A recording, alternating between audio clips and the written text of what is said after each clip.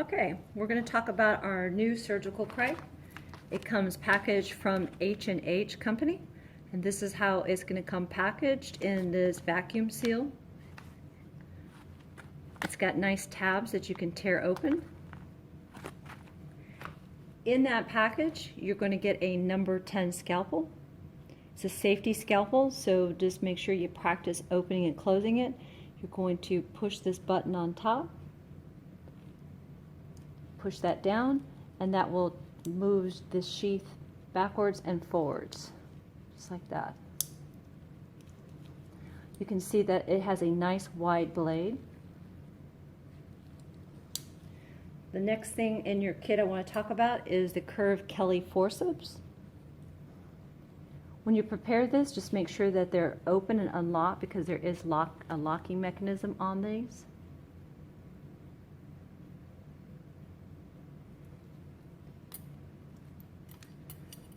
The next piece of equipment that is in the package is the new tracheal hook.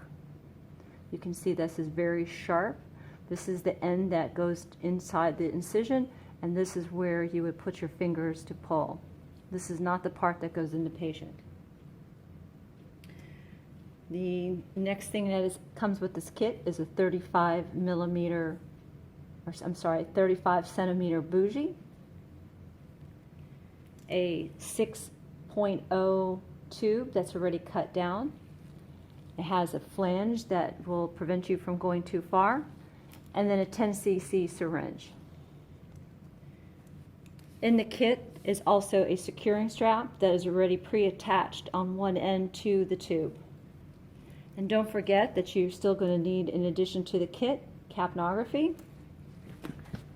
and your BVM and something to clean the area. Now, the technique I want to talk to you about is a technique that is one and several. This is what I have found to be very successful in the past. First tip of this is going to be able to find your landmark. And when we talk about our landmark, this is our trachea. This is a plastic representation of our trachea. We're looking for this thyroid cartilage, which is the big prominence here. The next, which is your first bump. Inferior to that is your cricoid membrane, and then further inferior to that is the beginning of those cricoid cartilage or cricoid rings. And this is the area that we're trying to locate on the person. So when we're doing that, one technique, there's many techniques out there. The technique I'm going to show you is first, you're going to grab the trachea with your dominant hand. And I'm going to locate the trachea. I'm going to find that first big prominence, which is my cricoid, my thyroid cartilage, first big bump. Then I'm going to go continue inferior to that and find my valley, and that is your cricoid membrane. And then the next small bump is going to be the beginning of those cricoid rings right here. So big bump, valley, little bump. That's where I'm going to find. So in anything that you're cutting in carpentry, you always want to measure twice, cut once. We're going to do the same thing here for doing a surgical Cric. So I'm going to find my trachea, find that first big bump, the cricoid cartilage. I'm going to find that valley, which is my cricoid membrane. Then the little bump is going to be my first cricoid ring. Then I'm going to take my non-dominant hand. I'm going to hang on to the trachea, which is your second key point, is keeping that trachea steady. Because remember, the trachea and the skin are not cemented together. So if this person is trying to breathe or move, that trachea and that skin can shift a little bit. So if you make that cut, it may not be, the next time you go find that cut, it may not be over that same location in the trachea that you were hoping for. All right, so I'm going to grab a hold of that trachea. I'm going to measure again, big bump, valley, little bump. There's my landmark. I'm going to clean the area with whatever, whether betadine swab or alcohol, whatever. And then I'm going to go ahead and grab my scalpel, take the safety off, and make my incision.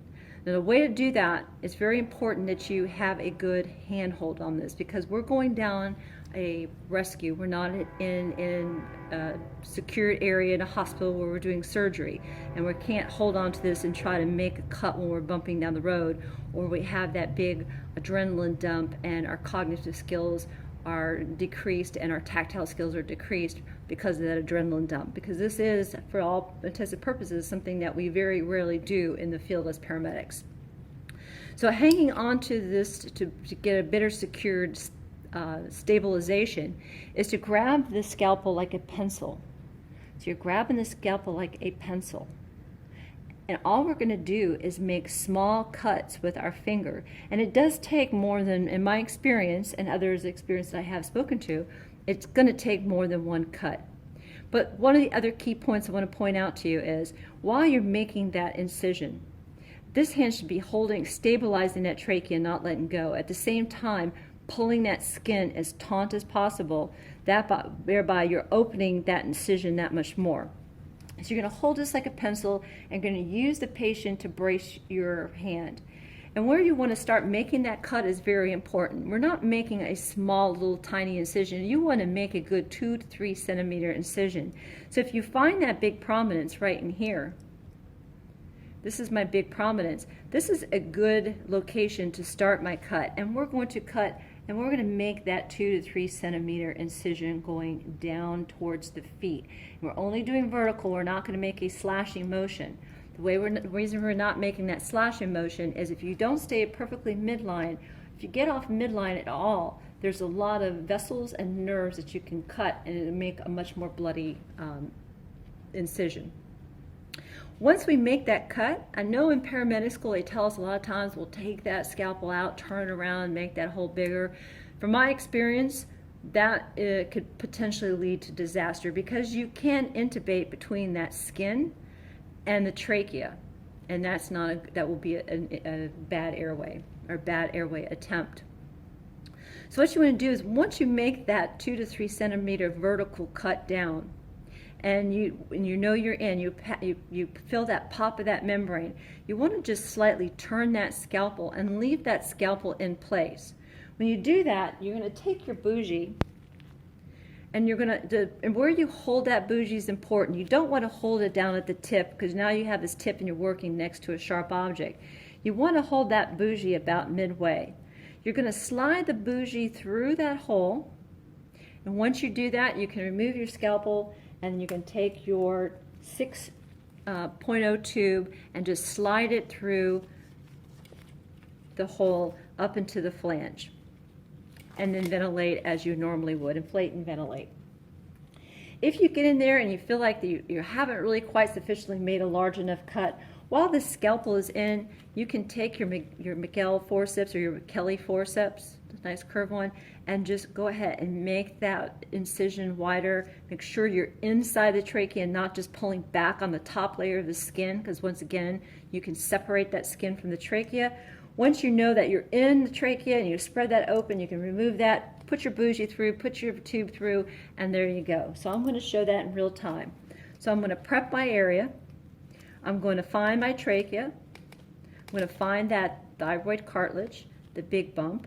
I'm going to find that membrane, the little bump. I'm going to find the little valley, then the next little bump. Take my non-dominant hand. I'm going to relocate once again. Measure twice, cut once. Locate my landmark. Hang on to that trachea.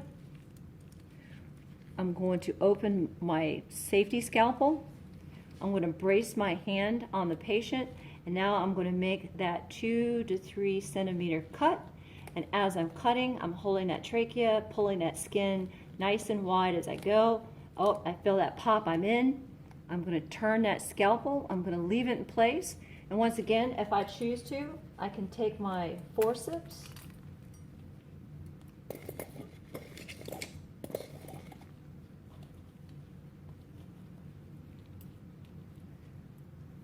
I can go in there and make that incision nice and wide if I choose to, or if I feel like I have a nice wide area to work with already, I'm going to take my bougie, once again holding it in towards the middle, slide that bougie through, remove that scalpel, put the safety back on, take my tube, slide it over that bougie.